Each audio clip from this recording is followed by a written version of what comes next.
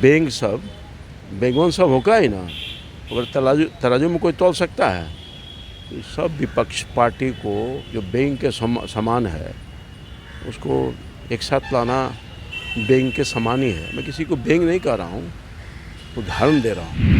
रामकृपाल यादव जी खुद कहते थे कि भारतीय जनता पार्टी भारत चलाओ पार्टी है, वो खुद अपोजिशन में थे। तो क्या हम ये कहें कि रामकृपाल यादव जी एक्स मेंढक हैं?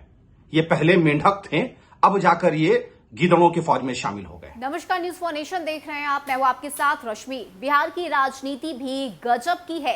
कभी एक दूसरे के लिए अपशब्द कहा जाता है तो कभी एक दूसरे को मेंढक कहा जाता है। आपको बताएं कि आज जब हमारी रिपोर्टर वंदना ने बीजेपी के सांसद रामकृपाल यादव से बातचीत की तो इस दौरान रामकृपाल यादव की तरफ से ये कह दिया गया कि विपक्ष के जितने भी नेता हैं वे सभी मेंढक हैं। ऐसे में इस बयान के सामने आने के बाद हम पार्टी की नाराजगी अब सामने आई है। हम के प्रवक्ता दानिश रिजवान का कहना है कि जो आदमी खुद पहले मेंढक था वो आज दूसरों को मेंढक कह रहा है। आज ये मेंढक गिद्दर की पार्टी में शामिल हो चुका है और गिद्दर वाली धमकी जो है वो दे रहा है। क्या कुछ कहना है हम के प्रवक्ता दानिश रिजवान का, सुनवाते हैं आपको।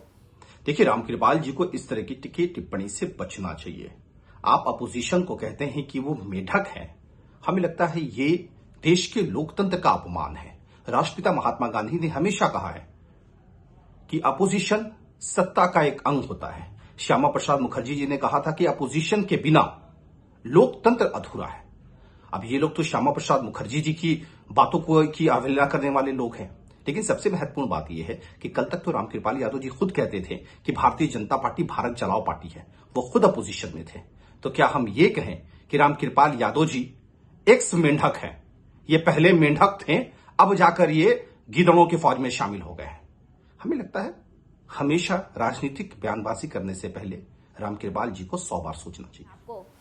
तो बता दें कि इस वक्त जनता दल यूनाइटेड मिशन 2024 को लेकर लगी हुई है, जिसे लेकर आज शाम से नीतीश कुमार दिल्ली जाएंगे। दिल्ली में विपक्ष के नेताओं से मुलाकात करेंगे। 2024 लोकसभा चुनाव को लेकर रणनीति बनाई जाएगी और यही वजह है कि इस वक्त बीजेपी जो है वो जनता दल यूनाइटेड पर हमलावर नजर आ रही है। महागठबंधन की सरकार पर कई तरह के आरोप बीजेपी की तरफ से लगाए जा रहे हैं, लेकिन इस बीच रामकृपाल यादव की तरफ से दिए गए बयान के बाद विवाद शुरू हो चुका है। हम के प्रवक्ता का साफ तौर से कहना है कि बीजेपी ने कभी भी विकास को लेकर काम नहीं किया और आज जब हम उनसे अलग हो चुके हैं, हम नए सिरे से बिहार को आगे बढ़ाने की कोशिश कर रहे हैं, तो बीजेपी को ये पच नहीं रहा, बर्दाश्त नहीं हो रहा और यही वजह है कि इस तरह के अनाप शनाप जो बयान है वो बीजेपी की तरफ से दिए जा रहे हैं। तो हम पार्टी की तरफ से ये नाराजगी सामने आई है। रामकृपाल यादव ने विपक्ष के तमाम नेताओं पर